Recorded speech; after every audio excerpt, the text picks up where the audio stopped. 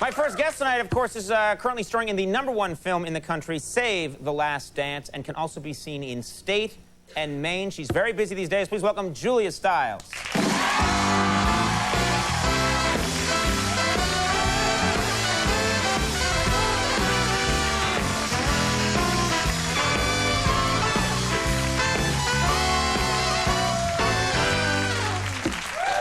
Thanks for being here.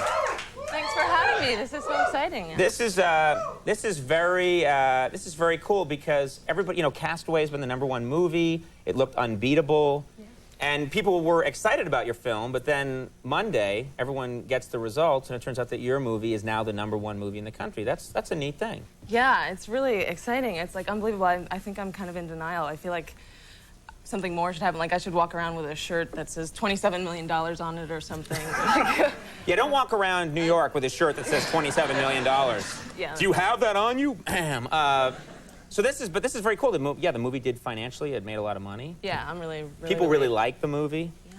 And this has changed I would think this would have changed your life, yet you're still going to college here in New York. Yeah, I just started today. You're at Columbia. Am I Columbia?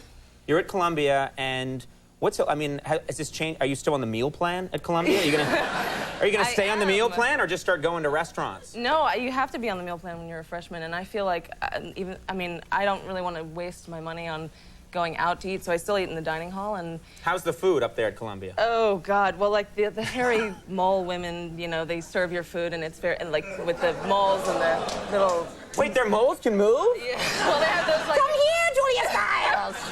Exactly. I mean, I'm not gonna eat from weird particles fly into your food. So I like bypass that. I go straight to the salad bar. But the salad bar has that like plastic sneeze guard thing. And once I figured out... We call it a snot guard here in the business. Or a snot guard. Once I figured out it was called a snot guard, I didn't really want to eat there anymore. Yeah.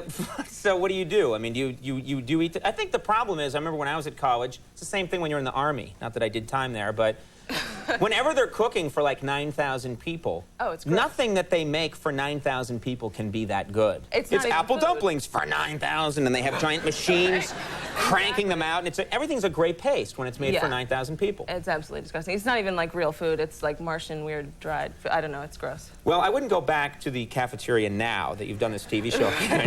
Yeah, they're probably not going to like They'll be spitting in your food now. I'm just kidding, hairy mole women. I'm just kidding. Wow. That'll go over well with them. Even though you've done, you know, so much good work in film, you're having all the success, you make time to do good things. You worked for Habitat for Humanity, is that right? Yeah, that was an incredible experience. I had like a month off from work and I wanted to travel, so I went to Costa Rica and I volunteered for Habitat for Humanity. But like the best part of it was that I got to practice my Spanish because I was working with a bunch of volunteers who were all Americans. They didn't speak Spanish, and all the construction workers didn't speak English. So I was translating for them, and I'd be like, you know, we'd be digging, you know, for the foundation, and I'd be like, oh, yeah, this is the shovel, and that means El Pico, and if you want to say, I want the shovel, say, yo quiero El Pico. And then after a while, like, of these women going, yo quiero El Pico, the construction workers started laughing, and I was kind of like, okay, guys, what are you laughing about? What's so funny? And apparently, in Latin America, the slang for male genitalia is El Pico. So I had all these gringos going, yo, I want male genitalia, and it was my fault. And chanting it. I want... Well, I'm not going to... I don't think I will chant it, but someone just tuning in will be like, what? You need that in the context. Save the Last Dance it's a really interesting story. And your character is really into hip-hop dance and music, the character that you play in the movie. Is that true of you? And you like hip-hop music? Yeah, I do. Well, the whole thing about the movie is that she's like this white girl in a black school, and she doesn't really fit in, and she's kind of a little country person. I love Mos Def, and I went to one of his concerts. He was just here. Mos Def is great. Yeah, he's really good. But I was at one of his concerts, and he, like, you know, everyone gets into it, and they start lifting their hands and stuff, and I was kind of like, woo, yeah. And then I realized... It's like you've beamed in from another planet, yeah. He's hand lifting, I must try it. You know. That's what I would be like. These strange gyrations. You know. But you realize, like, after a while, they start saying things like, kill the crackers, and I was kind of like, oh, I can't laugh at that. Okay. That'd be great if you're chanting along, kill the white people. Woo! Woo! I learned a new dance.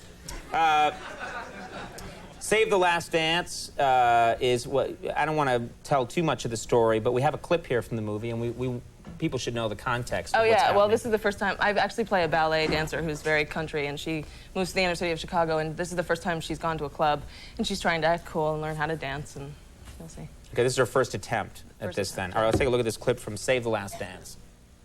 Got us busting off these fists, the battlefield got issues again. Same song, armed with the mega bomb. Blow you out the brain, then I'm gone. Yo, I was going too, but we roam. Cellular bones, doc meth, back in the flesh, blood and bones, don't condone. Spin bank loans and homegrown. Suckers break like turbo and ozone. When I grab the broom, moonwalk, platoon hawk, my boom spark, leave you in the blue lagoon, lost true. That's it. You got it. Cross front. Cross front. Sorry.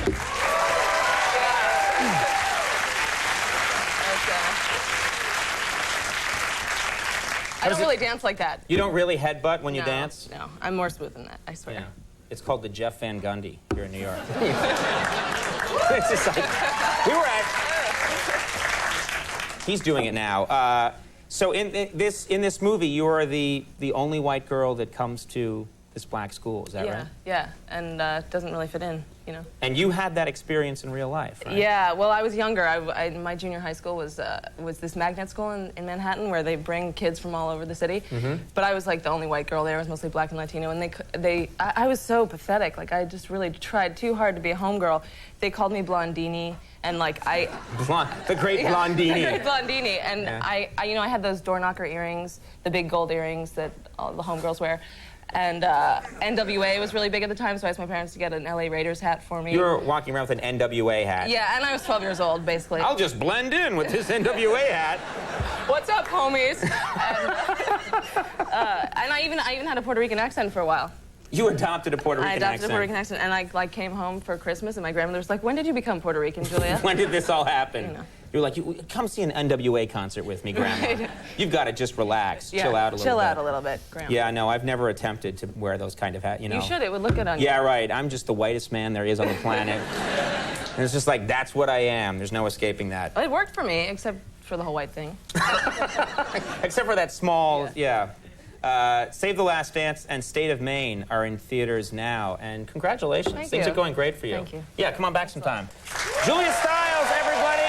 Marla Sokoloff coming up. We'll take a break. We'll be right back.